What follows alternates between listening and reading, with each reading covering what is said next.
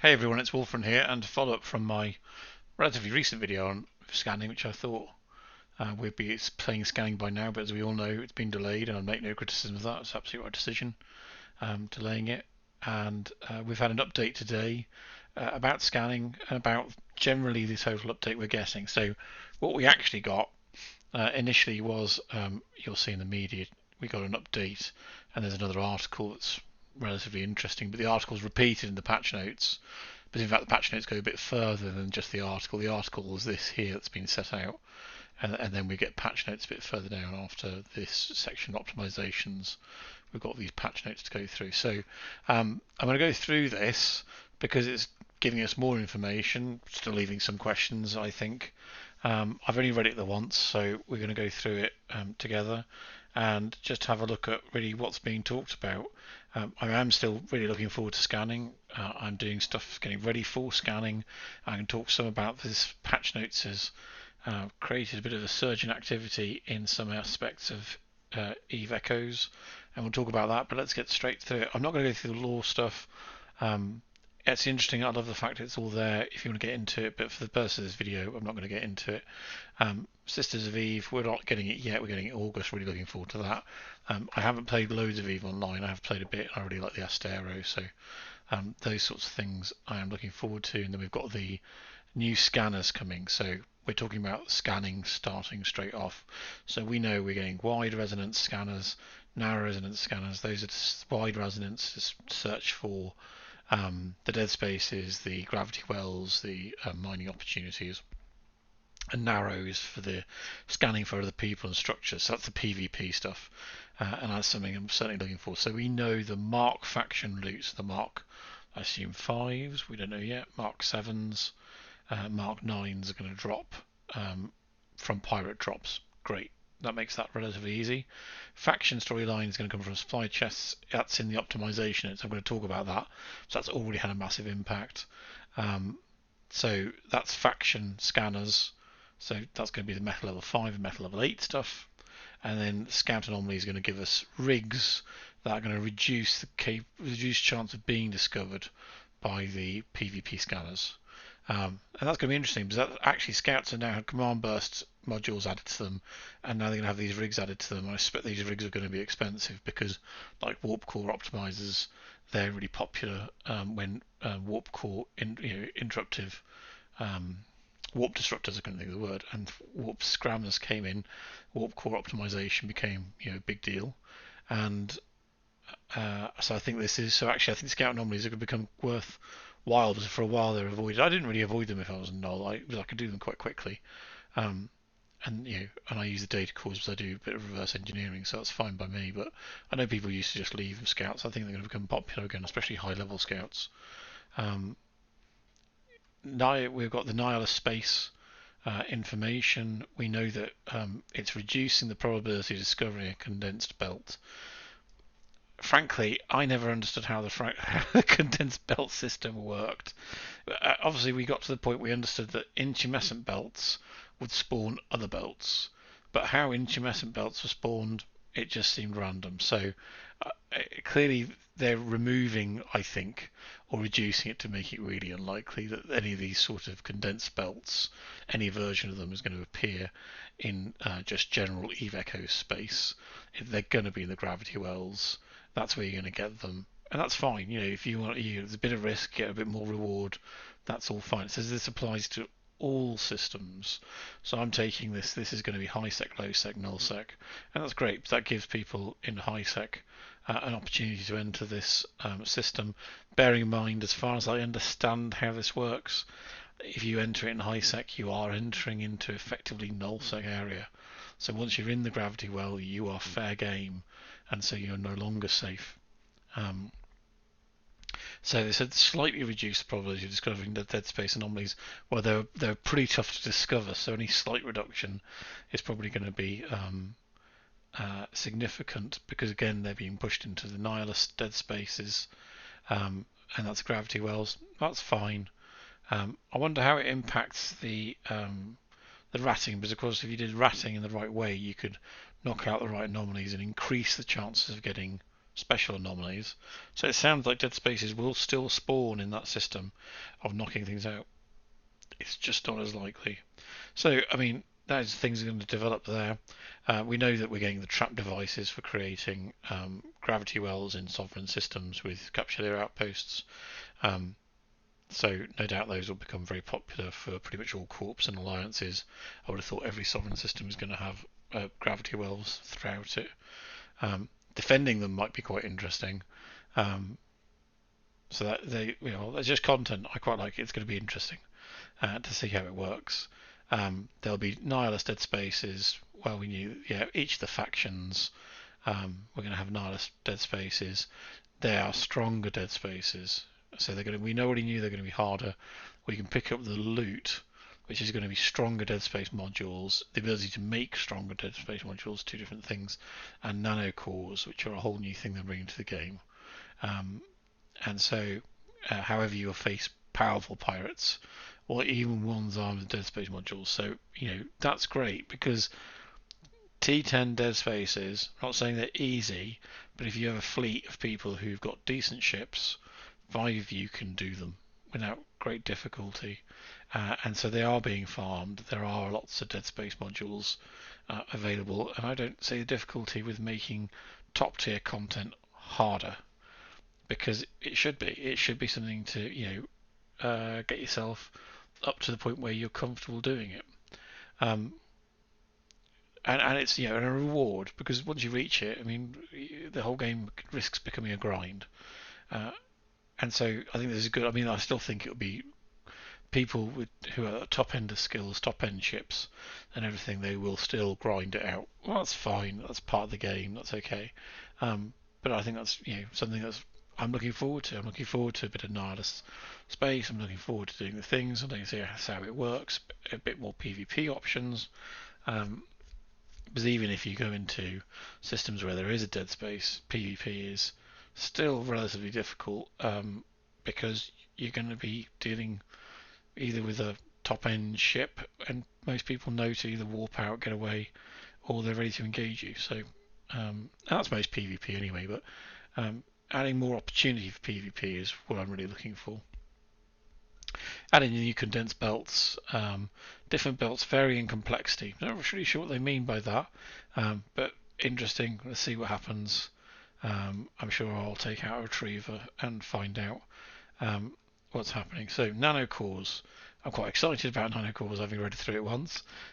This is a change that's not just a cosmetic change. So we're getting nano cores which will be capable of being added to ships. There are 4 types of nano cores. Now, the way I read it, I actually don't read it as level 4 is better than level 1. So I don't think it's 4 levels. Oh, let me just say there are 4 levels of nano cores in terms of strength. 1, 2, 3, and 4. All right, well, so the 4 levels, that's sort of like how rigs work in terms of strength. I'll compare that to something that says a bit later on. So effectively, 3 and 4 cores can't be traded on the market, and apparently anyone found trading them in private on contracts can have their license suspended. Don't really know entirely what that means. Does it mean that you can't trade it on contract, or if you do trade it on contract, there's a dice roll in the background that you might get caught and your contract gets cancelled and everyone loses everything? I anticipate these nano cores are going to be expensive, but it's interesting. Add something different to the game. I worry that it might lock 3s and 4s to those people who can afford to put skill points into nano cores and want to do that. But again, I'm not too. I mean, if you're going to have to do that, people are going to do that, aren't they? Nano cores of different strengths will allow varying degrees of ship appearance customization. So, I mean, they're talking about high-level nano cores emit special glow. We don't know if there's going to be other appearance customization. That's great. I like that. I'm looking forward to one of my glowing ships flying around. A bit of fun. That's all great. This one, so they're not just cosmetic. Nano cores of different strengths will also improve different ship modules. giving them different abilities and attributes. So it sounds to me type 1, 2, 3, and 4 are different strengths, and they're going to do, but each of the strengths is going to do something different. I don't entirely understand it. I'm just guessing, but I think these are going to be different effects for different weapon systems. Maybe these are the different damage types, so they give you a boost to, like, one will give you a boost to EM damage. And part of the reason I think that, having read through this already once, is if we go down, we'll see reference to the battle pass, the Concord Capture the Training Pass. They say they're going to give you thermomagnetic storm nanocores, rare ones. So I don't know whether there's going to be different types of battle cores and then their strength, or the thermomagnetic storm nanocore is effectively a thermic. It gives you thermal damage, and that's a type 3 nanocore. So it's going to be interesting to find out what exactly is meant by that. But I think my guess is that's going to change your damage to improve damage modules. So effectively, you'll do a bit more damage on thermal, or you'll change something around to do with the damage of weapon systems. Interesting. I like that because it means you're going to have ships that you look at and go, well, clearly, that ship only does, look at an execution and interceptor, that does EM damage because it's using lasers, and maybe it does something else. Maybe it changes it up a bit. It adds a difference to the game, and I like that, a bit of variety, and it gives you unpredictability when you get into PvP engagements. Things can take you by surprise, and well, you may end up losing your ship, or you might take someone else by surprise and they end up losing their ship. That's great. Either way is fine by me. I'm happy to lose ships. I lose plenty of ships. That's fine. It's part of the game. So I mean, that's what effectively I think we know about it. It does say capturers can gain advantages in combat and flying when using these cores. Now, so I think that's damage, but I also think that's to do with flight velocity or inertial, changing your inertial modifier. So I wonder if those things are going to change. Interesting. Anyway, add something else, so you're going to be really able to add an extra layer of customization to ships, which is all great. So nano cores can be covered by insurance. Of course, that means your insurance prices are going to go up. I pay enough for my Cinnable. Every time I get in my Cinnable, I've got to pay extra insurance for it if I want it insured. And I suspect adding nano cores is just going to be a cause of a headache for all that, but fine. And of course, so we know that we're going to get nano cores, we know we're getting dead spaces, we're getting dead space new modules which can be created. So of course we get the dead space module reverse engineering and the nanocore reverse engineering. Those are going to be added. Industry, I do a chunk of industry. I'm happy they're adding something else to it. That's something else that people can skill into. Something else that can be dealt with. Interestingly, see if you go look at the nanocore one, what they talk about is reverse engineering can produce type 2 and type 3 nanocores. That's why I don't think they're strengths. I think they're type 2 and type 3, because it doesn't talk about type 1, which would be, if it was strength, it would be the weakest. I think it's just a different type.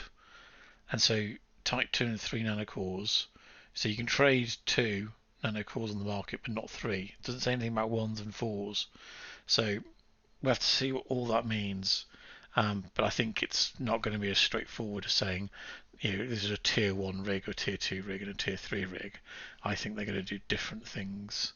But that's my wild speculation. Let's see if I'm right tomorrow about it.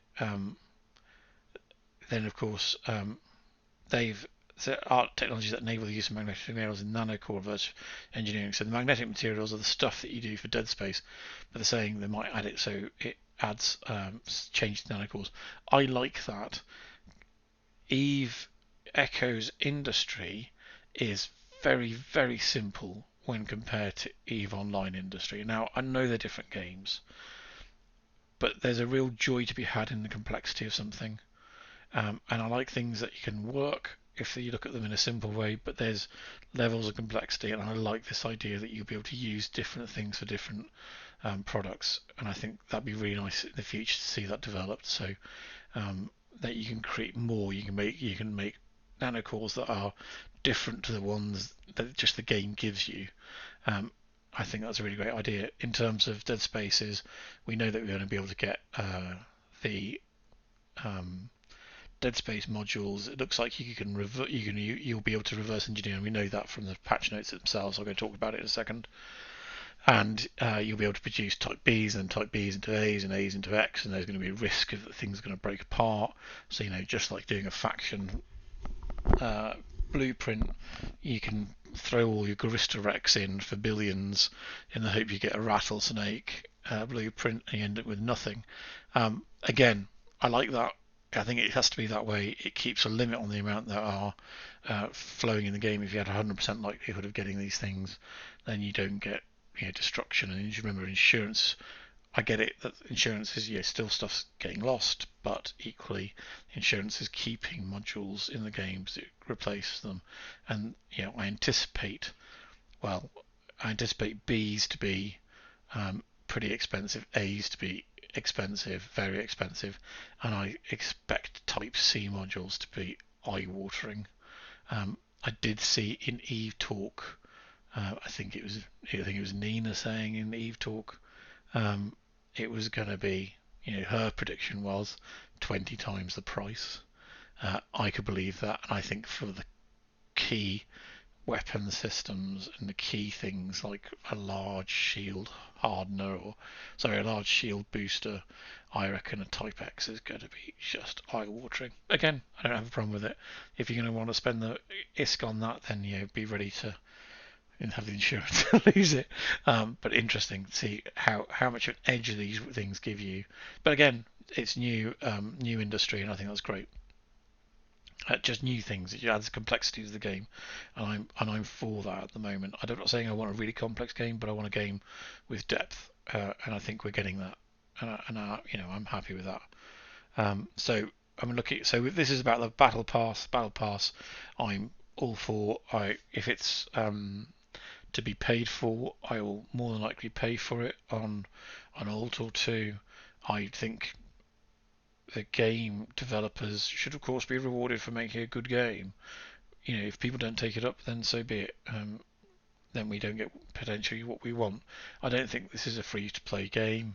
I think you can achieve a lot. I this month have paid for my 6 clones to all have Omega from in-game currency. I've not had to pay any money for it at all. So it's not necessarily free to play, but you can't, nothing wrong with paying a bit. I'm not saying if they were gouging us for money, then I get it. But I can see why people have different opinions about that, and I'm fine with that. If you don't agree with me, by all means, don't agree with me. That's okay. So optimizations. So these are the patch notes themselves. So this was released earlier. I'm not taking you to the main one. I'm just going through all of it. It's all in one place. This was released earlier today, and then shortly afterwards we had the actual patch notes themselves, and improved the detail page of Splotrox. It's fine.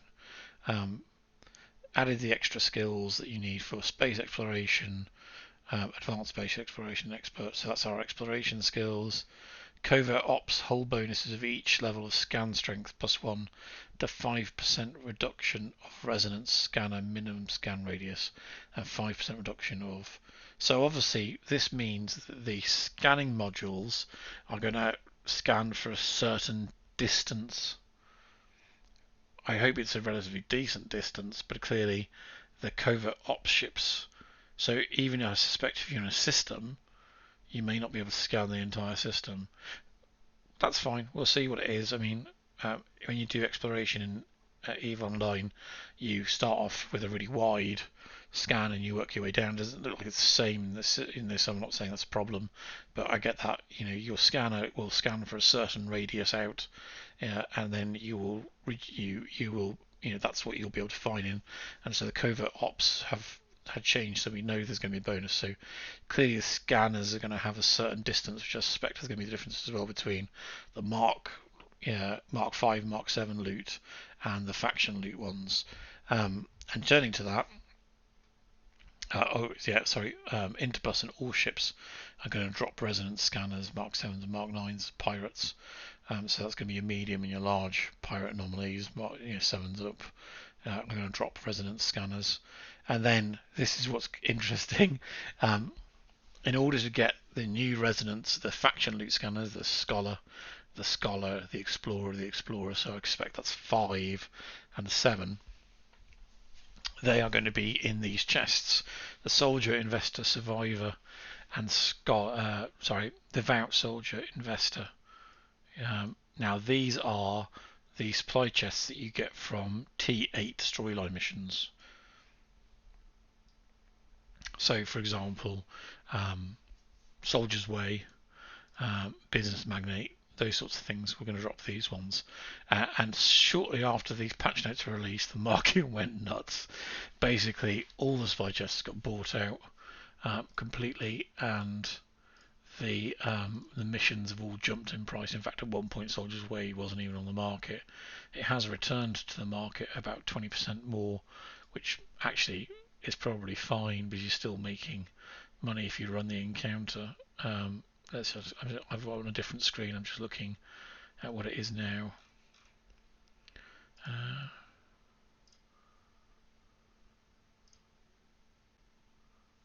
Yeah, so I'm just gonna swap my window capture to show you. It's zoomed in, but you can see. So this is a Soldier supply chest.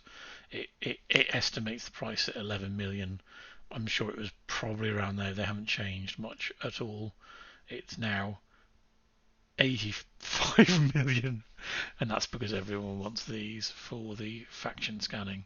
So they have jumped up significantly in price. I think this is going to be this. The Devout has jumped to 150 million. So by comparison, the Soldier's at 85 million. If you want to buy the Bad Hair Day, the Hunter supply chest, I can still pick that up for 40 million. And that comes with actual type Metal Level 8, Metal Level 8 loot, like the Predator Web drops in this, and things like that. So yeah, so the market's, well, the market's the market. Everyone wants it, so it's going to go up in price. Yeah, so that happened in a moment. So what I'm doing is I am actually running T8 storyline missions to pick up enough crates. So tomorrow I'll open them, and hopefully I will get a drop of one of these, and I'm going to show you. Knowing my luck, I will not get a drop, and then I'll have to go buy one for some ludicrous price to start with. I'm sure everything will drop in price in a couple of days. It always does.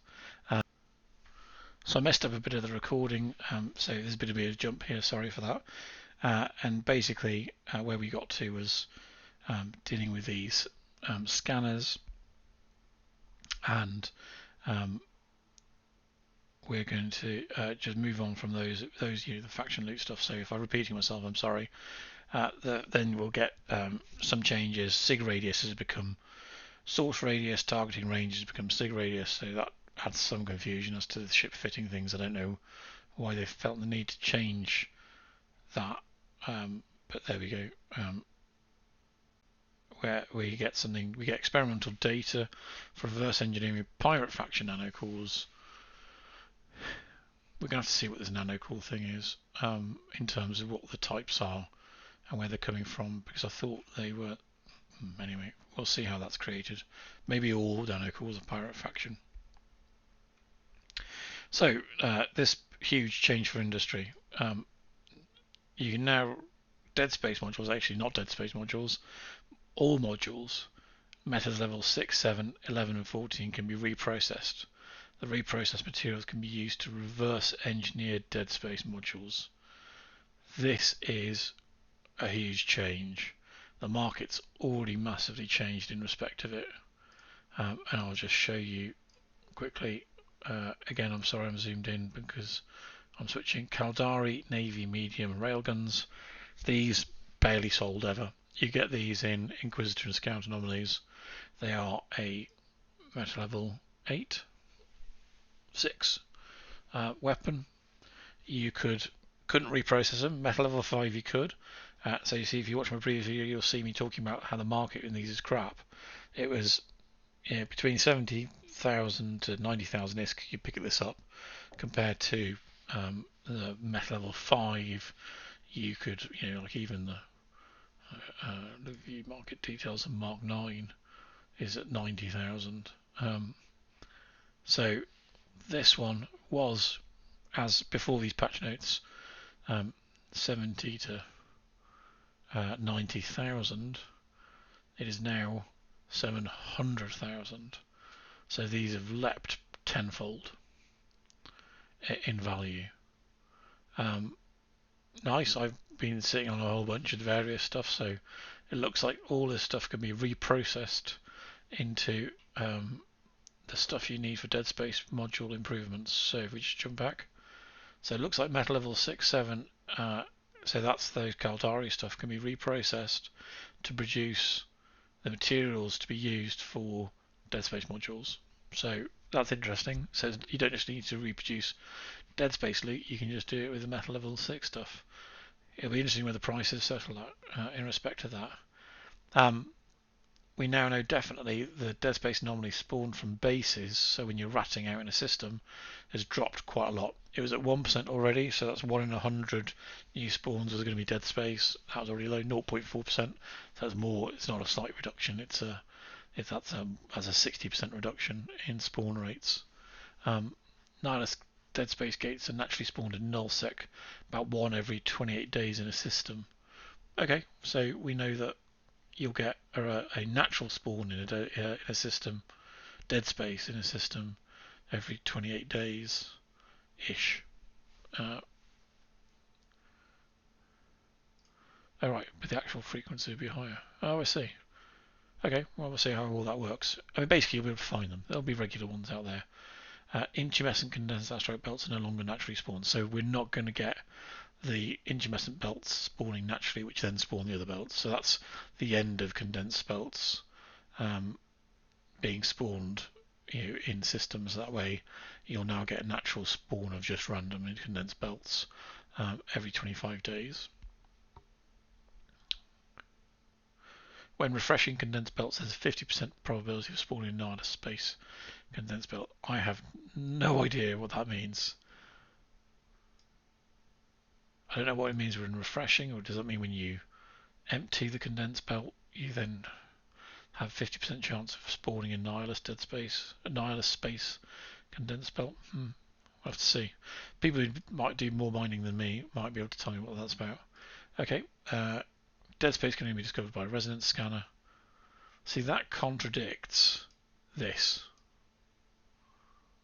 That suggests Deadspace anomalies are still going to be spawned from a base. That suggests Deadspace will only be spawned in a way that can be scanned.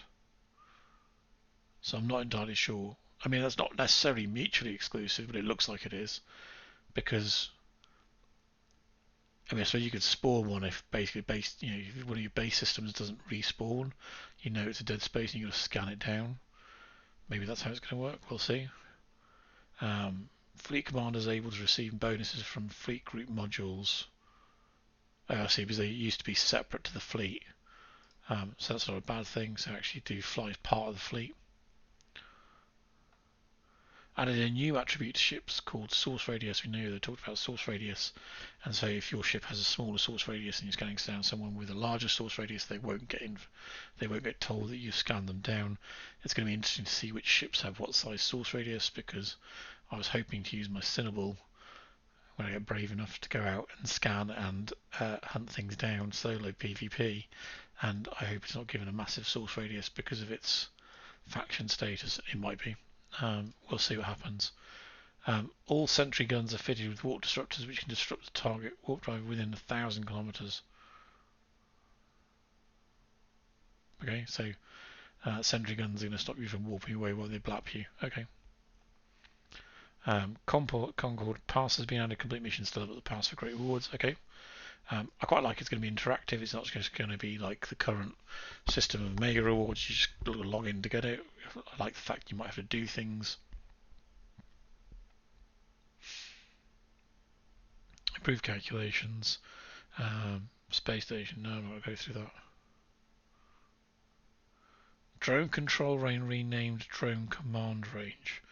Right, so I We all know there's the bug, especially as I fly Dominic's, is that your control range prevents you. So if I drop my Wardens, Mark 9 Wardens, they've got an optimal range of 84, but they won't shoot at anything unless the target is within 79 kilometers, not where the drone is. So I don't know whether this is just renaming the issue, or it actually fixes that problem so that it will now shoot at a target that is in range of the drone rather than in range of my control range. And the drone commander range is, as long as I'm within 79 kilometers of my drone will do something. So we'll have to see. Hopefully that fixes it, because it will just make it play properly. Because if you'll also see that, like, the omnidirectional tracking link doesn't actually improve the optimal range. The passive stuff doesn't work on the drone stats. So I don't know whether that's fixed or they just renamed it. We'll see what that is. That's to do with Corps. That's fine, and that's everything else. So a lot of change, a lot of opportunities, a lot of content. Great. Hopefully, well, we'll see how right and wrong I am about the predictions. I hope that was something that you enjoyed. Leave me a like, subscribe for more of this sort of stuff. I do a sole selection of videos. I don't do patch note videos all that often, but these are ones I've been really looking forward to. So it was partly for me to go through and have a think about it all, and I hope you enjoyed it. Thanks a lot for watching.